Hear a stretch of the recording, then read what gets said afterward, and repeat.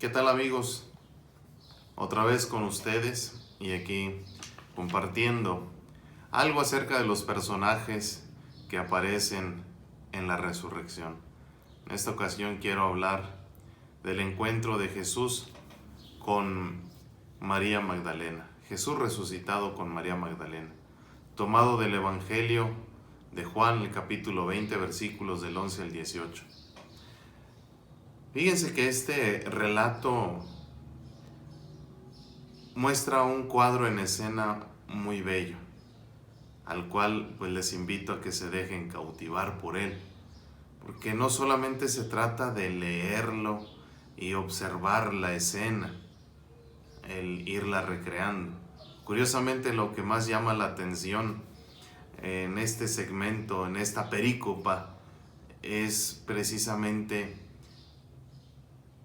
el juego de la voz y la actitud de aquella persona que escucha la voz.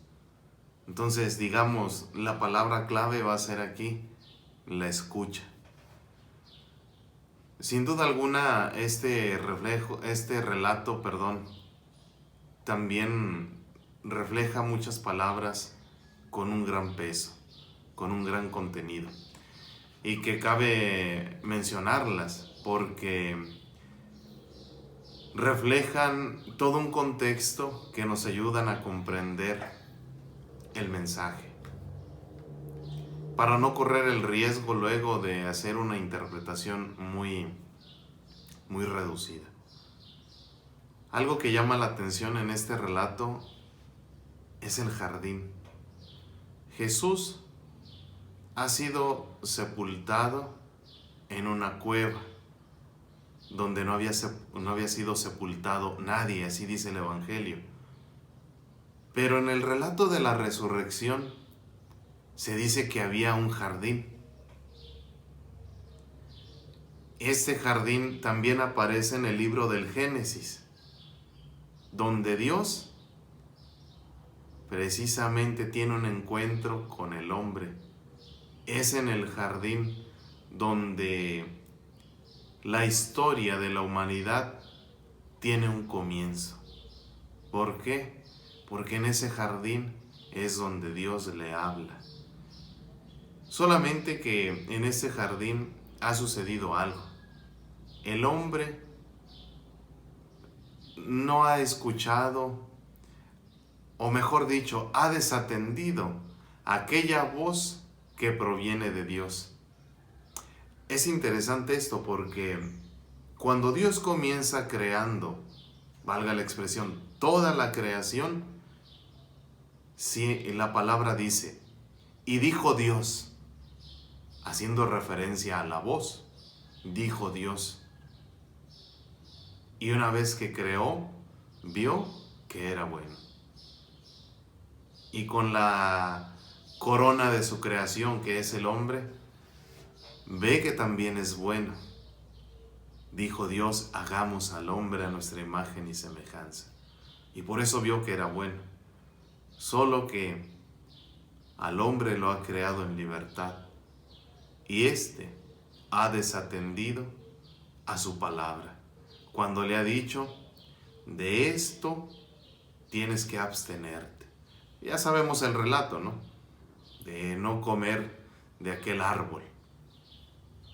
Y ya todo lo demás, lo que de ahí engloba. Que obviamente también les invito a que lo lean para tener esa relación, ese contexto. Aquí en el relato de la resurrección, en el Evangelio de Juan, aparece nuevamente este jardín. Solo que aquí, en este jardín, sí hay algo nuevo.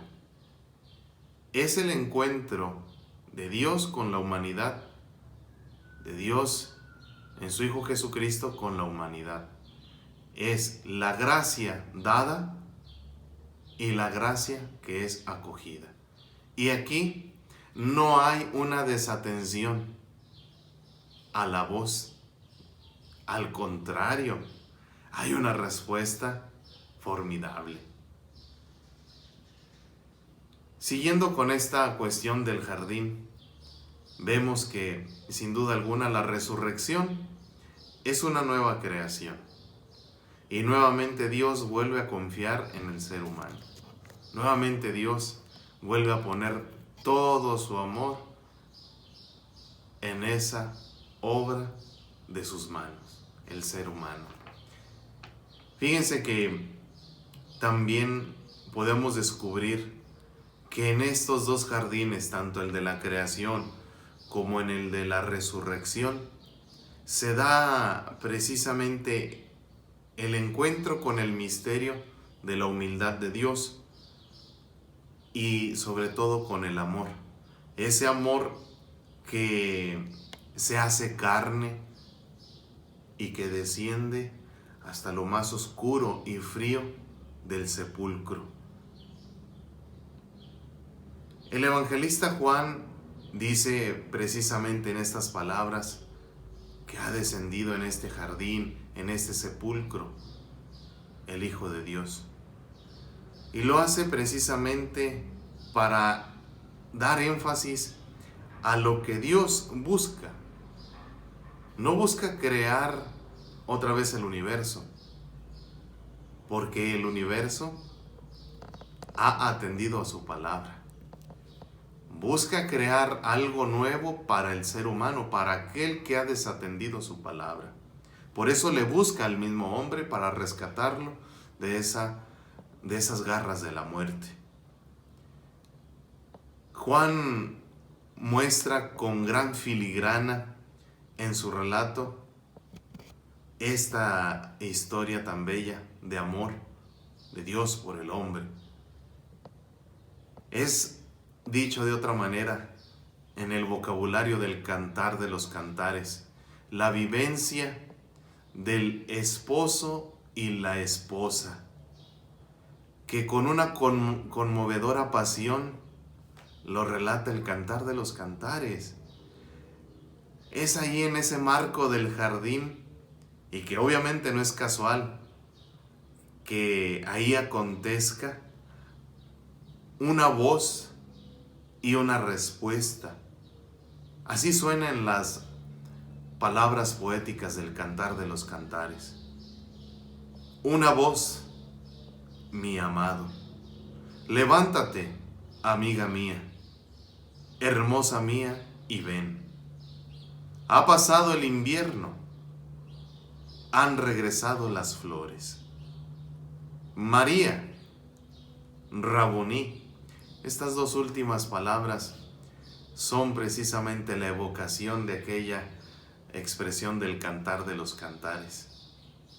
Cuando el amado habla, María está expresando aquella relación tan familiar de amada.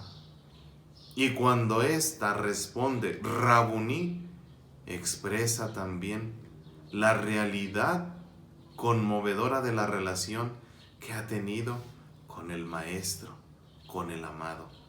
Por eso en esta imagen, ahora María representa a la iglesia.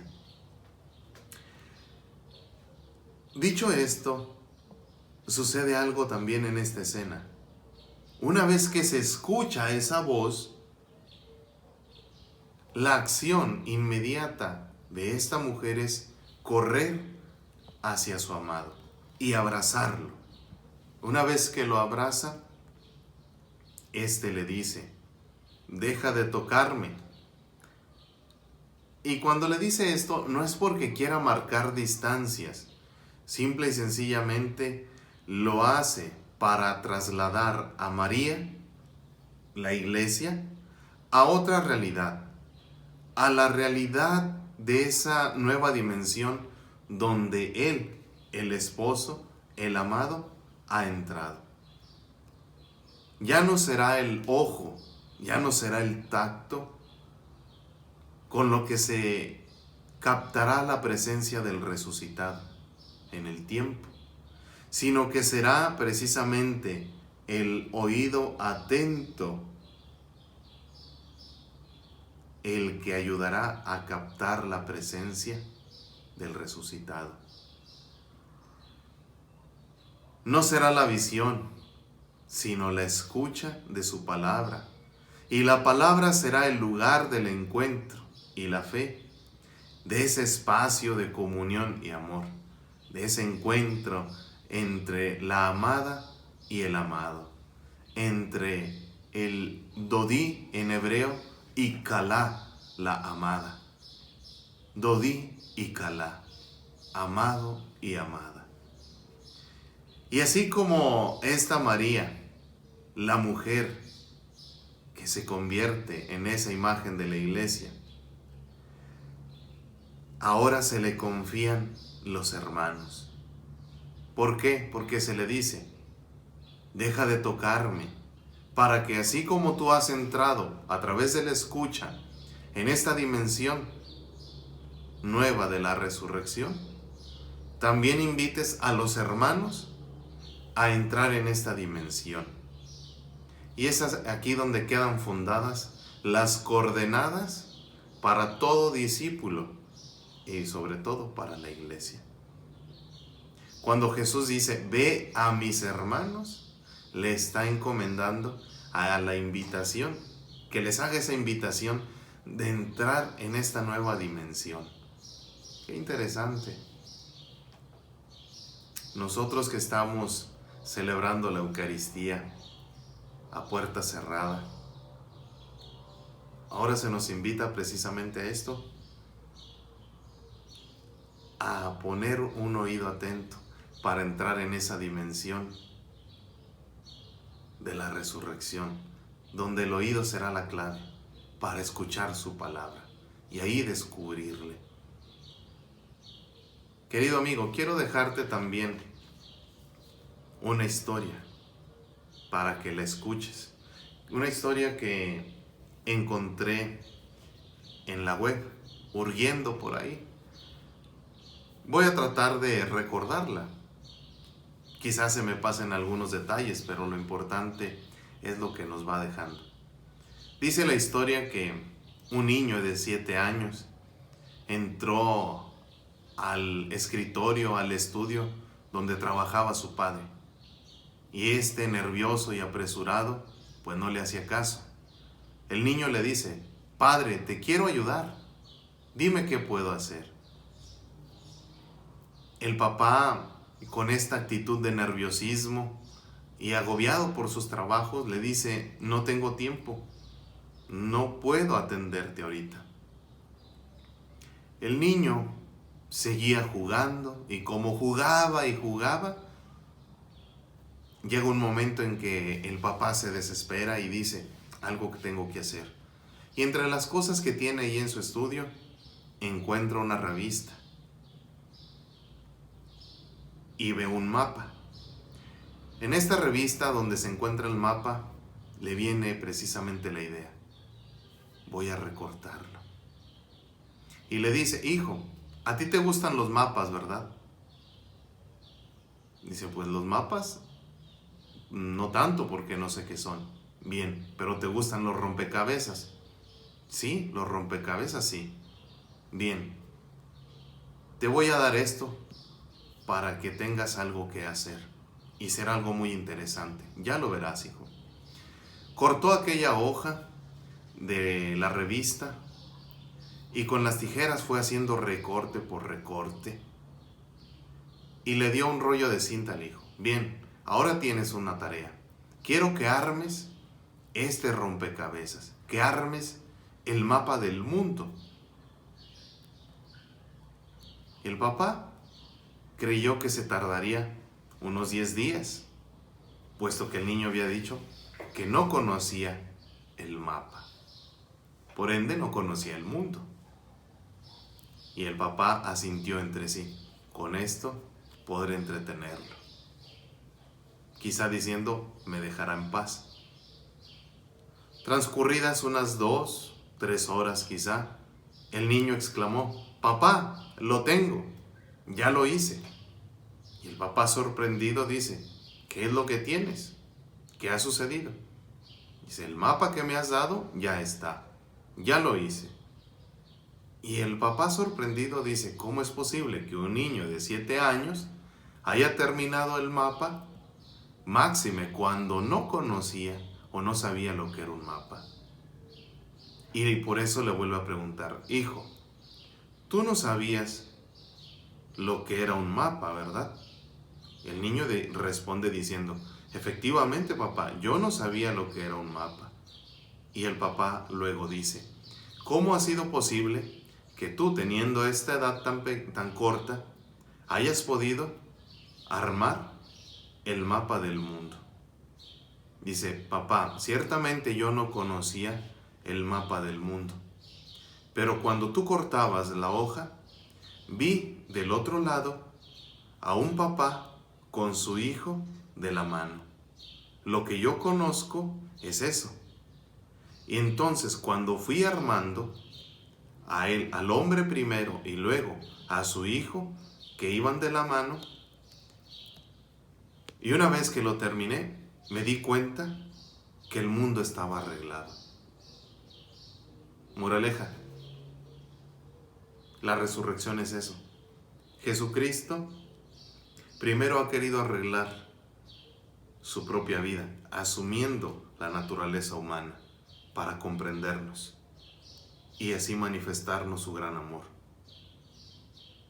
Y a partir de ahí, transformar el mundo. Pero no contento con ello, ahora transforma la vida de los discípulos de Emaús, la vida de esta discípula María Magdalena. La vida de los demás discípulos la va a transformar conforme va teniendo ese encuentro como resucitado con ellos. Les transforma su vida. ¿Por qué? Porque es consciente que al transformar la vida de la persona, devolviéndole su dignidad y sobre todo sabiéndole escuchar, escuchando su palabra, podrá arreglar al mundo. Por eso te invito a ti, querido amigo, que tomes esta historia, lo que te convenga, lo que te sirva o como quieras tomarlo. Pero creo que tenemos una tarea, tú y yo, arreglar nuestras vidas. Luego, si es posible, arreglar la del otro. ¿Para qué? Para arreglar el mundo. En estos días tenemos mucho tiempo para pensar. Tenemos mucho tiempo para convivir.